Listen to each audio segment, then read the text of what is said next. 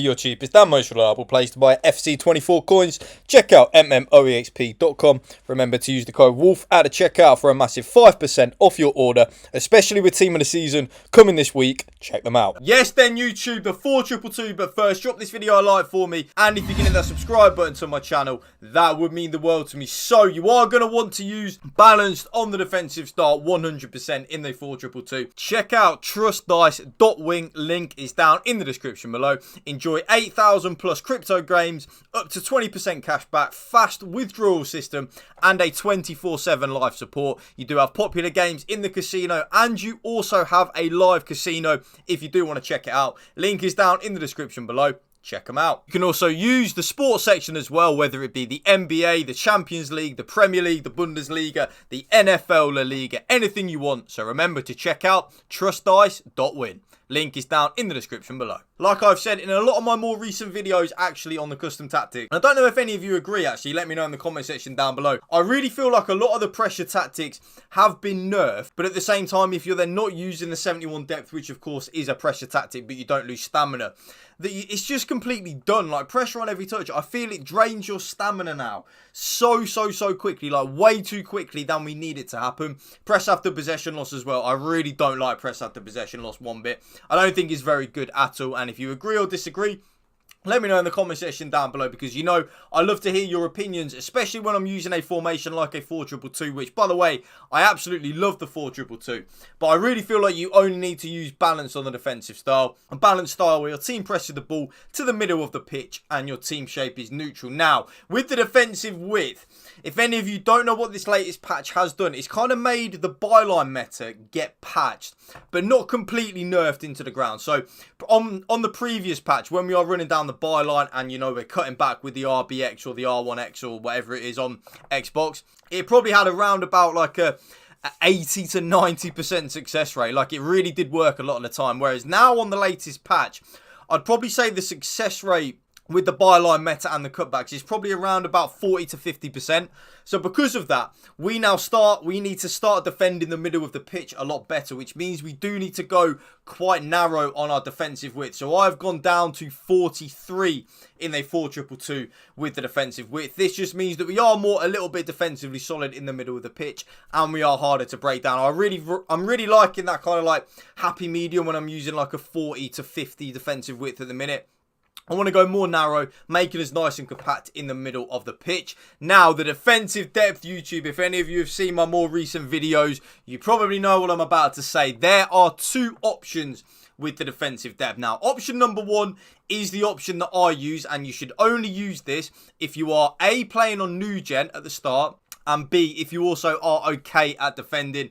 And that is, of course, the 71 depth. If any of you don't know what the 71 depth does, when we lose the ball, our team will automatically press and automatically offside trap up the pitch. But like if you were to use like a pressure on every touch and press after possession loss, your players' staminas would be absolutely drained and dead by half time. The 71 depth doesn't drain your stamina at all. It's kind of like a little bit of a glitch in the code, and it's why I use it. It is so overpowered and so broken. But there is a but. If you are playing on old gen, or you're playing on new gen but you struggle defensively, I would actually recommend a 60 defensive depth in the 4-2-2. We can be a little bit more aggressive with our defensive depth because we do actually have two CDMs rather than two central midfielders, which does mean we can afford to be a little bit more aggressive with our defensive depth because we've got more defensive support. So 60 defensive depth if you are on old gen or you struggle defensively. 71 depth if you are anyone else.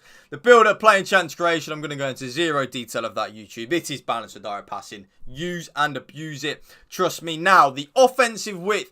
There's a few things you can do with this, but the thing that I'm having the most success with at the moment in the 4-2-2 is actually going a little bit more narrow. Only ever so slightly to 47. You will see why with a couple of player instructions that I do in a minute. That I don't want to go too narrow, but at the same time I do want to go a little bit more narrow than I am in the 4-2-2 anyway. So that's why I've gone with the 47 offensive width. It's really working for me at the minute. I really like it.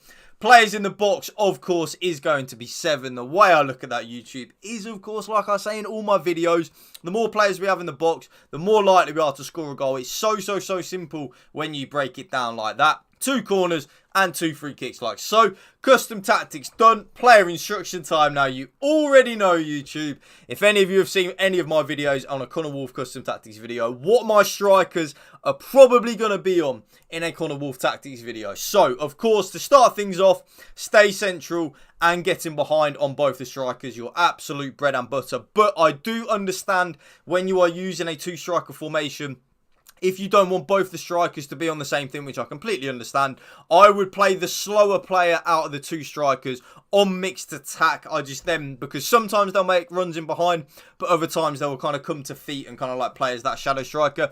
I really do enjoy having both the strikers, though, on stay central and getting behind. I really do. And then the comeback on defence does just make us more defensively solid. That is actually a defensive move, but at the same time, you can use it as kind of like an offensive move because I want this gap here between my 2 CDMs and my 2 strikers to be closed off as much as possible so that when my CDMs get the ball, there isn't a massive gap to my 2 strikers. The RAM is only on 2-player settings, so come back on defence, making us just more defensively solid, harder to break down, you know the drill, and the getting to the box for cross. That is so important, the getting to the box for cross. Having at least one or both of your cams on getting to the box for cross does just give us more offensive support, and just we will score more goals. The way I say it, like with the player in box, player instruct the custom tactics at the start of the video, the more players that we have in the box, the more likely we are to score a goal because the ball is going to land to our feet for a rebound and stuff like that. The Lamb is actually on a different player instruction. So to start things off, he is on the same as the Ram in terms of comeback on defence and getting to the box for cross. But this is the game changer, and I've been using this quite a bit now in the 4-2-2 for quite a while.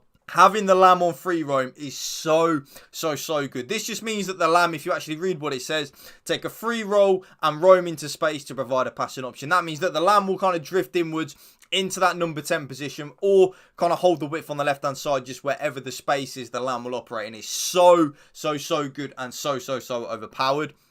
Because my Lamb is then on free roam, I play with my left-sided CDM on stay back while attacking and cover centre. So that left-sided CDM is like a traditional number 6. Think of it like a Rodri or a Boubacar Kamara. Because then, of course, my left-sided CDM is on stay back while attacking. My right-sided CDM does then have license to get forward. So my right-sided CDM is on balanced attack and cover centre. So my right-sided CDM will push forward up a little bit. Not completely YOLO. He won't go right up next to the 2 strikers or anything like that. He will just get into the box for cross sometimes and give us a nice attacking outlet. I then play with my right back on stay back while attacking because, of course, my right-sided CDM is on balanced attack. Both centre-backs stay back while attacking, normal interceptions and stick to position. That is completely default. And then my left back, YouTube, is on join the attack and overlap. So as my Lamb is on free roam and will sometimes drift inwards, we do then have still that attacking width option with the left back on join the attack and overlap. And that again is then why I have my left-sided CDM on stay back while attacking, because of course the left back is bombing on. And then last but not least, my goalkeeper comes for crosses and sweeper keeper. And that right there, YouTube, is my brand new updated RTG 4-2-2 custom tactics for you. If you did enjoy this video, you know what to do. Drop it a like for me, and if you can hit that subscribe button to my channel, that would mean the world to me. Thank you for watching. Remember, spread the love and positivity. PMA, positive male attitude. Peace out. One love.